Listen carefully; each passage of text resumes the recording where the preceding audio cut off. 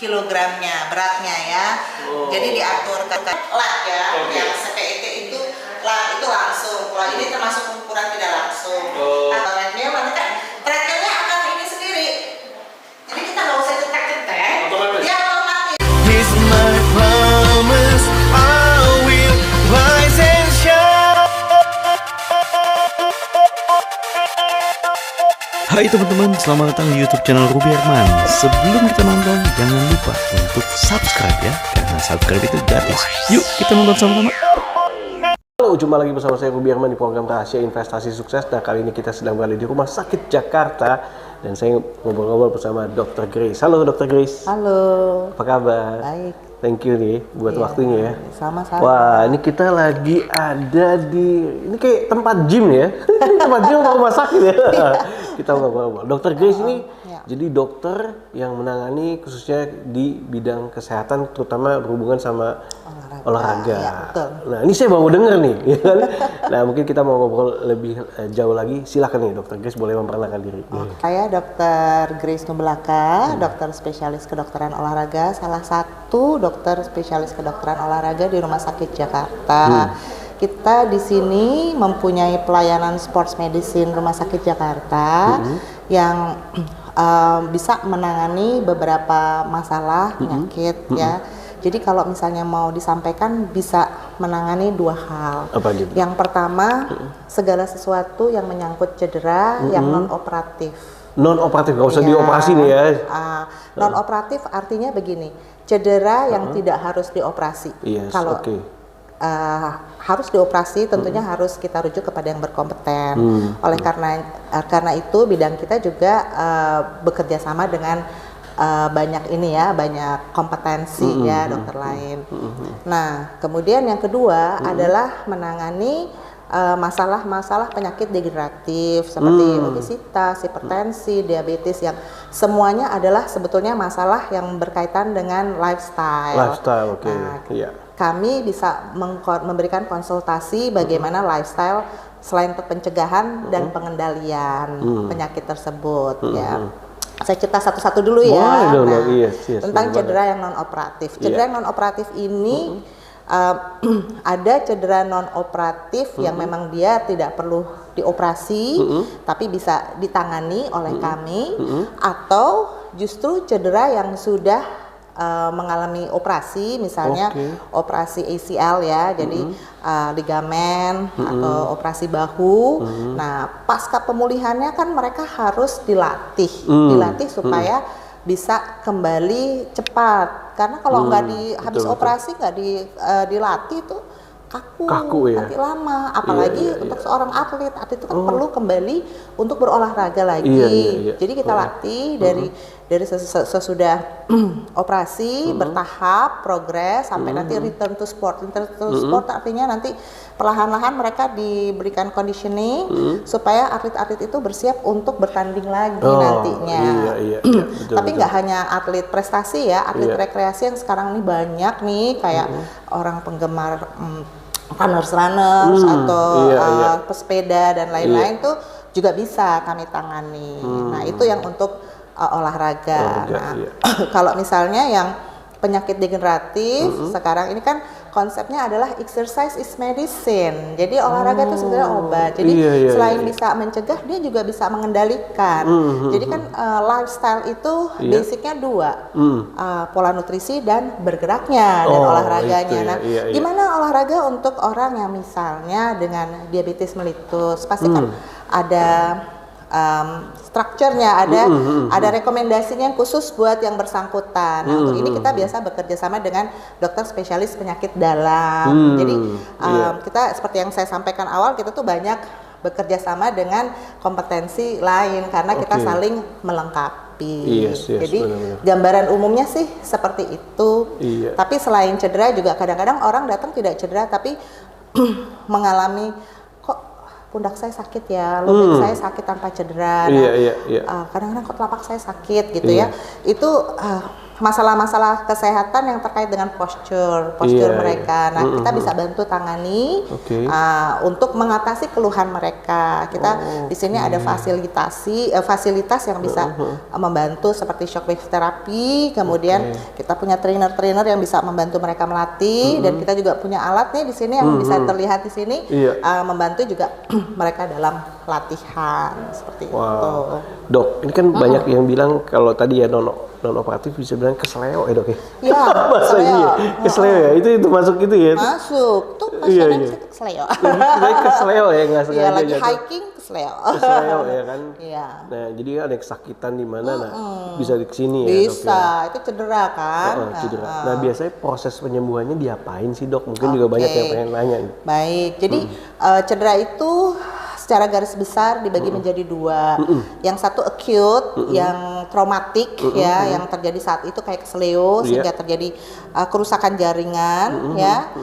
Ada juga yang namanya overuse. Jadi dia sakitnya udah lama tapi baru sadar kok saya nggak sembuh-sembuh, elbow saya kok sakit ya. Nah, kita bicara yang traumatik dulu. Yang kesleo itu pasti traumatik tuh. Kesleo kan kepletek gitu kan. Nah, tergantung. Kalau misalnya dalam fase akut tuh biasanya 3 sampai 7 hari pertama tergantung besar derajatnya keseleonya itu pertama yang harus kita lakukan pastinya kita kompres es dulu.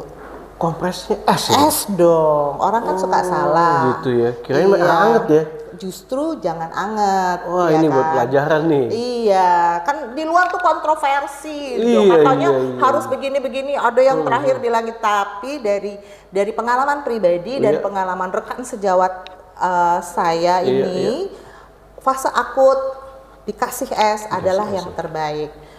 Tidak seterusnya tentunya ya. Paling 3 hari pertama. Tujuannya apa? Karena kalau dia traumatik itu kan ada luka. Ada luka.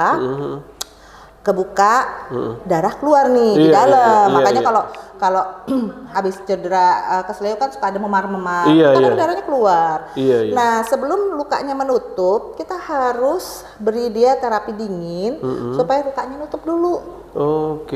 Kalau enggak kan lukanya masif ya, keluar banyak, nanti tambah bengkak. Kemudian mengurangi bengkak juga. Setelah itu baru deh bertahap sesuai dengan perkembangan dari cederanya ya. Nah, kemudian yang pasti kalau dalam fase akut itu kita latih untuk mobilisasi pergerakan ya. Jadi pelan-pelan pergerakan sesuai dengan tahapnya dong ya. Masa kita langsung latih berat enggak ya. Nanti kurang lebih misalnya sudah seminggu latihannya kita tambah. Kemudian kalau misalnya setelah seminggu masih bengkak, sudah lewat fase akut, kita bisa pasang taping namanya. Taping yang sekarang yang sering tuh di olahraga. Nah, karena dia bisa membantu mengurangi dari bengkaknya. Tapi memang terapi utama dari cedera itu adalah latihannya. Nah, kita provide latihan di sini. Kita dibantu oleh trainer yang latihannya sesuai dengan perkembangannya.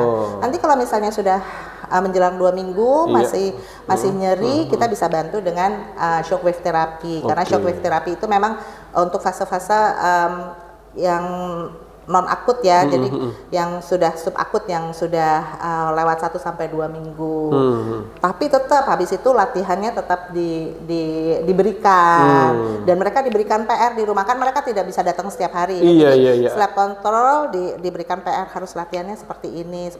Nah, sekarang sedang dilakukan di sebelah yang tadi Nah, sampai akhirnya cederanya sembuh dan kuat. Karena namanya cedera itu kadang-kadang orang salah. Kalau diberi treatment, sesudah itu hilang bengkak kan, udah nggak sakit, dianggap sudah sembuh. Padahal belum ya dok. Olahraga lagi. Tambah parah ya. Iya kan belum kuat. Iya betul tuh. Ini jadi pelajaran nih. Belum kuat, jadi dia harus lalu cedera lagi. Nah, makanya dia harus dikuatkan dulu. Seperti konsepnya yang tadi yang saya sampaikan untuk atlet-atlet return to sport tuh latihannya kayak cedera lutut itu, operasi ACL itu 6 sampai 1 tahun loh baru sebetulnya mereka boleh tanding lagi tanpa dengan resiko cedera yang minimal. Kalau dipaksa ya sakit lagi. Even bahkan Lebih parah ya? Sesudah operasi. Kalau mereka sudah kembali berolahraga seperti sedia kala, tapi jaringannya belum siap, seperti gitu. Itu tuh buat teman-teman bisa belajar nih dari dokter ya. Nah, kalau di rumah sakit Jakarta ini nih dok, jadi selain tadi untuk kesehatan, khususnya olahraga dan lain-lain nih, nah dokter handle apa lagi nih dok? Oke, kalau selain kesehatan, kita di sini juga menghandle kebugaran, tes kebugaran. Tes kebugaran? Iya Ini dong. saya baru dengar lagi nih, tes kebugaran. Tes kebugaran, jadi kita ini selain sehat juga harus bugar. Kalau sehat kan kita jauh dari penyakit ya. Definisi WHO tuh tidak sehat secara sosial, mental, ya, fisik dan sebagainya. Tapi kalau bugar adalah kapasitas kemampuan kita, kemampuan dalam arti definisinya kita dapat melakukan kerja yang sedang sampai berat. Habis melakukan aktivitas itu kita nggak merasakan kelelahan yang berarti. Itu definisinya dari bugar. Jadi kita nggak cepat lelah. Betul. Nah, kebugaran sendiri itu ada banyak yang ada health related, namanya yang terkait dengan kesehatan, ada skill related, fitness ya, kebugaran. Nah, kalau yang health related fitness rata-rata orang sebetulnya harus kriterianya minimal rata sedang lah, kan itu ada kriterianya ya. Nah, seperti kebugaran jantung paru yang biasanya disebut dengan VO2 max, mungkin. Kemudian kebugaran otot, ya. Kemudian fleksibilitas, kelenturan, sama body composition, Nah itu, dengan itu yang baik, seseorang bisa tidak mudah lelah. Kalau pekerja bisa produktivitasnya meningkat. Nah itu kita bisa tes di sini. Biasanya sih. Ini berhubungan sama metabolisme juga ya dok ya? Iyalah, semuanya berhubungan. Iya, kapasitas. Biasanya yang tes di sini pekerja-pekerja dari kantor. Sekarang banyak perusahaan-perusahaan yang mempersyaratkan pekerjanya tuh harus bugar. Harus bugar ya? Yang bisa untuk mengukur kebugaran dalam bentuk VO2 max. Nah, kelebihan sepeda ini dibanding sepeda biasa, sepeda ini bisa diberikan pembebanan sesuai dengan kilogramnya, beratnya ya. Jadi diatur karena dalam metode pengukuran tersebut protokolnya dalam setiap waktu itu harus ditambah bebannya, jadi makin lama makin berat gitu ya.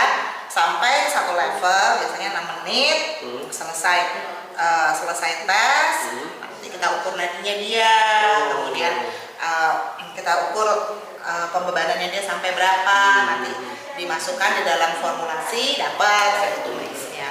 Ini bagian dari kebugaran juga ya? Ini kebugaran, ada dua pilihan, ada ini, ada treadmill. Kalau treadmill ini pelaksanaannya lebih simpel.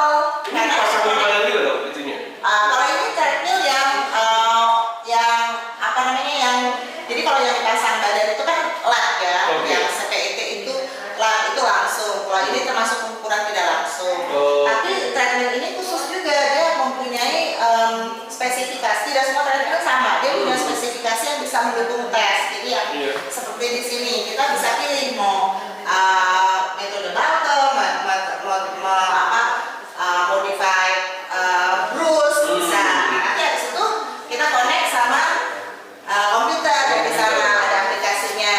Lalu nanti mereka disuruh lari, disuruh treadmill, nanti kan treadmillnya akan ini sendiri. Jadi kita nggak usah cetek-cetek, dia otomatis setiap menit dia increase, baik incline maupun speednya. Incline juga. Nah, dia udah bisa jadi dia tidak sembarangan beda dengan treadmill lain. Walaupun ini juga bisa dipakai untuk olahraga. Nanti terkonek sama aplikasi, nanti dia waktunya berapa, kemudian nadinya berapa, nanti keluar VO2 max-nya. Jadi mereka dilatih, tapi kan baseline-nya harus tahu. Betul. Wah, Ini jadi fondasinya dites ya dok ya? supaya mengetahui kalau sudah dilatih, perkembangannya bisa dinilai dong. Iya, produktivitasnya jadi bisa tinggi ya. Maksudnya yang dinilai kebugarannya. Awalnya kebugaran dulu. Nanti kalau betul sekali, nanti kalau ternyata kebugarannya sudah meningkat, otomatis produktivitasnya juga meningkat. Betul. Wah, ini gitu. jadi solusi juga ya. Iya. Buat jadi tes apalagi dulu. penerimaan karyawan baru ya dok ya. Biasanya penerimaan karyawan baru, kalau ada perusahaan-perusahaan biasanya mereka rutin tuh, ada yang setiap tahun ya, ada yang setiap tahun dites. Ada perusahaan-perusahaan yang tes kebugaran itu sudah terintegrasi dengan MCU-nya, Iya, jadi nggak MCU hanya ya. kesehatan, tapi Iya. mereka harus tahu nih orang kebugarannya gimana gitu. Wow. Nah ini nih nggak cuma MCU, yang lain kan MCU iya, aja kan. MCU kan kesehatan, Iya. kebugaran juga bisa dites di sini. Nah, ya kan? Nah, boleh disebut juga apa sih yang biasanya dites ini kalau soal kebugaran diceknya apa sih dok? Oke, biasanya yang tadi saya sebutkan health related Yes. fitness. Yang pertama adalah VO2 max. Kita Suruh sini mempunyai, ya, kita bisa tes dengan treadmill. Nanti di-connect dengan komputer, nanti akan keluar level Oke. VO2 max-nya. Iya, Yang kedua kita bisa menilai kekuatan. Jadi upper otot upper dan otot lower. Ada Oke. alatnya. Ada alatnya lagi? Di situ tuh yang situ di ya? ujung. Oke. Kemudian kita periksa flexibility. Flexibility itu alatnya. Kemudian kita juga punya timbangan yang bisa mengukur body fatnya, body fat, muscle dan Waduh. sebagainya. Berarti lengkap Lengkap, sekali. kita punya lengkap di sini. Wah keren nih. Ini terobosan baru nih buat teman-teman yang punya perusahaan kan, apalagi buat para CEO kan, buat tingkatkan Iya, produktivitas ternyata ada iya. hubungannya nih sama kebugaran. CEO-nya juga mesti dites ya. Iya. Gitu ya. Ini hanya ada di Rumah Sakit Jakarta nih. Karena saya baru dengar loh dok ini dok.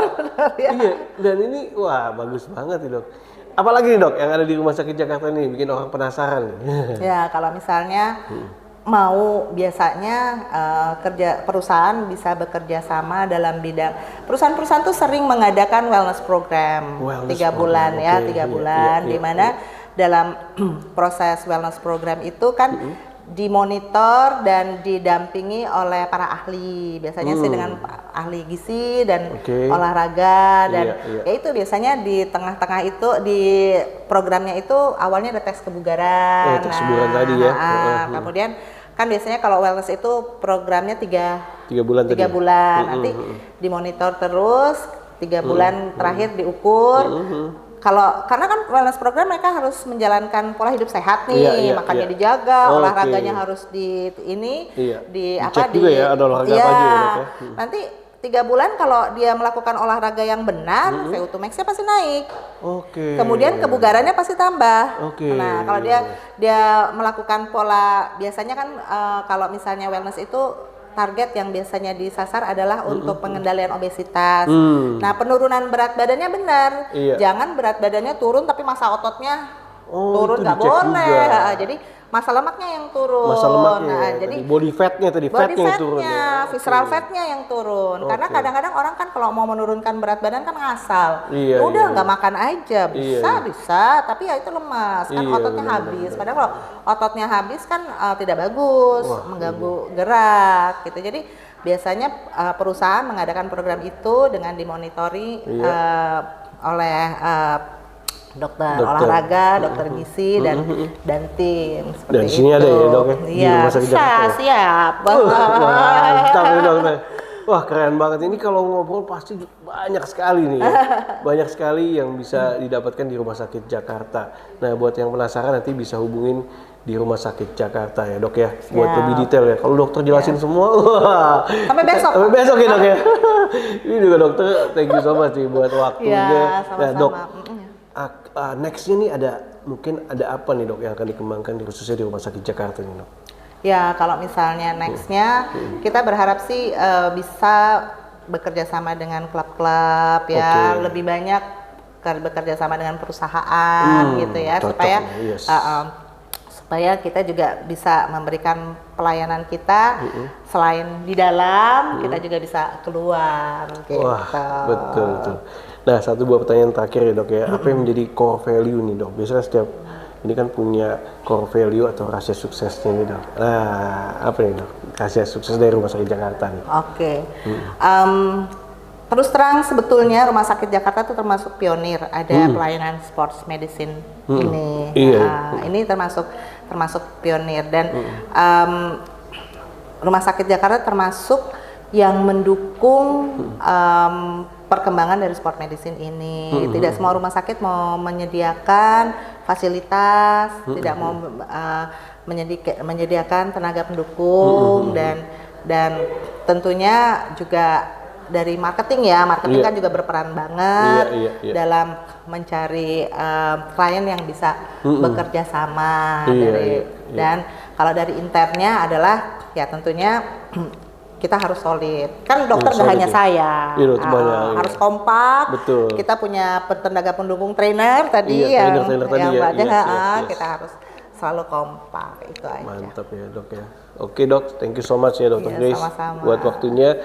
Tapi ini bener banget karena ketika bugar ya kan, pasti kan jadi sehat jadi kan nggak penyakitan kan. Iya kan, jadi lebih hemat. Jadi startnya emang daripada udah sakit diobatin, lebih baik pencegahan ya dok ya. Ini jadi di awal nih dok, jadi di awal bener banget. Jadi teman-teman mumpung nih masih sehat ya kan, dengan buru-buru cek kebugaran tadi ya. Cek kebugaran biar bisa dicek semuanya. Mendampingi MCU. Nah, gitu. Wah, top banget ini. Ini nih terobosan menurut saya sih, terobosan nih, Dok. Khususnya dari Rumah Sakit Jakarta. Sekali lagi thank you so much. Sukses ya. Sukses Pak. buat teman-teman yang penasaran. Nah, pengen nih perusahaan-perusahaannya, karyawan-karyawannya bisa mau tes tadi kebugaran, nanti bisa kontak di Rumah Sakit Jakarta. Cari Dokter Grace. Oke, demikian video kali ini. Semoga bermanfaat. Sampai jumpa next episode. Saya Ruby Herman. Bye-bye. Thank you, Dokter Grace. Terima kasih.